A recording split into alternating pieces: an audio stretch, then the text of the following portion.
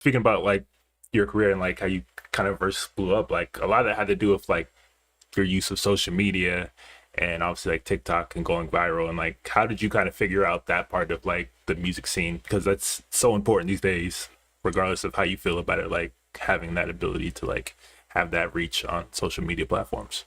Like figuring out how to distribute and market my music Yeah. online. Yeah. Um, I think it's just learning it on the job. Like for me, the music can be good, but if you have no ears to hear it, it doesn't really matter, right? I mean, to a sense, I think great music, if you build it, they will come type of thing. Like it might take longer, but Yeah. you'll definitely get there.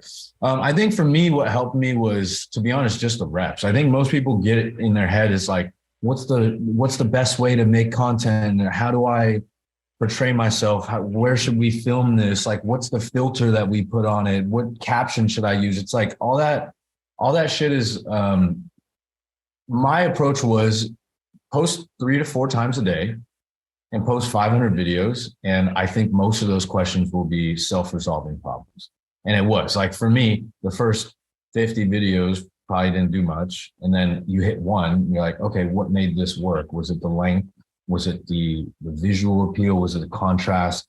Was it partially because of the text that I wrote on screen? So I think me figuring it out was just um, trying a bunch of different things and trying not to worry about anything else. But I'm going to post 3 to 4 times a day, and I'm going to try my best to make the most interesting content. And I think because I combined the volume with the fact that I didn't hire someone to do it for me. Like I write these songs, I see it from beginning to end. So the music is, I'm so connected with the music that I feel like I'm really in touch with why the music resonates with people, because it's at the very in the very beginning, it came from what resonated with me. Yeah. So it helped me make good content, and then I could just reiterate on that until something works. And then I think over time I just learned what works for me.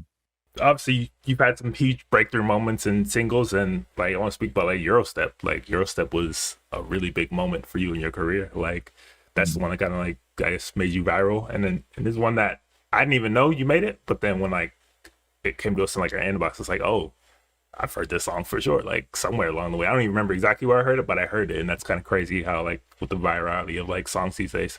So like Yeah. kind of could speak about that moment and like how that came about. Yeah, I mean, Eurostep was definitely a cool moment for me.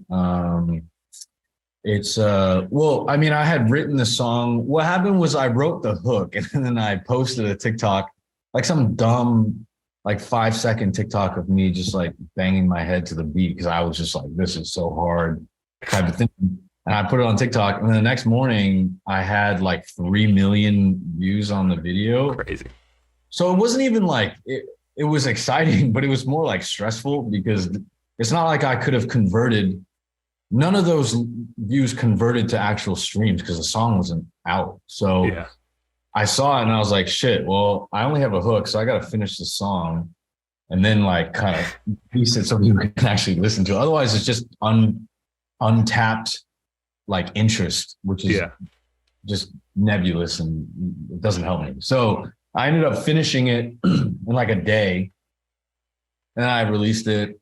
And it actually, I mean, for how viral the song went, it didn't go that crazy for the first like 4 months. It was just, it did well. It was just kind of cruising along, um, which is kind of like how my songs usually do. I post them and then kind of build over time. I'm never the type of guy who like needs some crazy first week number. I don't care about that stuff.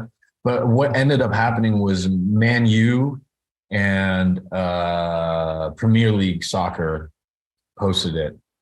And I don't know anything about soccer, so I didn't really give a But shit. those are two obviously massive Yeah, clubs, you know. Yeah. right. I mean, but I was kind of ignorant to that stuff. And so I think fans were like tagging me and stuff, like European fans and stuff. So I would be like, oh, this is really cool. And then I think that's what started the snowball effect with the UGC, and then it just started going crazy. Like it wasn't until like people that I had looked up to when I was kids were like posting the songs. Like, that was like a cool thing. So I think all in Yeah. all, it was a great experience. I'm very thankful for it. Um, uh, I would be lying if I told you that I didn't see that coming. I maybe not for Eurostep, but I think for sure, ever since I started this, I knew that, I mean, sooner or later this was going to happen. Like it was always been my plan for this to happen. And that's why at the same time, I'm grateful for it, but I'm not, you know, the quicker things come, the quicker they go. And it's just a moment, you know, like Lil Baby was talking about people who have hit songs. Like it's just one record, right? Like, Yeah. So for me, I'm going to be here forever. So I'm very thankful for it, but I'm careful to not get super high on it because it's just, you have to follow it up and you're going to have to keep.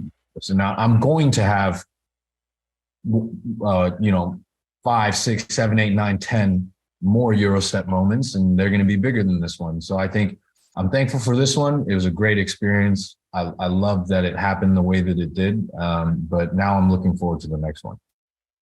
Isn't that crazy though? Like the way kind of these viral moments kind of happen, because I've spoken to like a lot of artists who've had like, you know, big singles and big moments, and like all of them speak about how like they had like a demo or a rough like whatever, and they put it out, and then that became like their most viewed or most watched moment, and like then like, oh shit, now I gotta like put together an actual song for this one. Like it's kind of wild how that happens sometimes, especially nowadays, when it's like the smallest thing you put out can like lead to like this huge wave of momentum.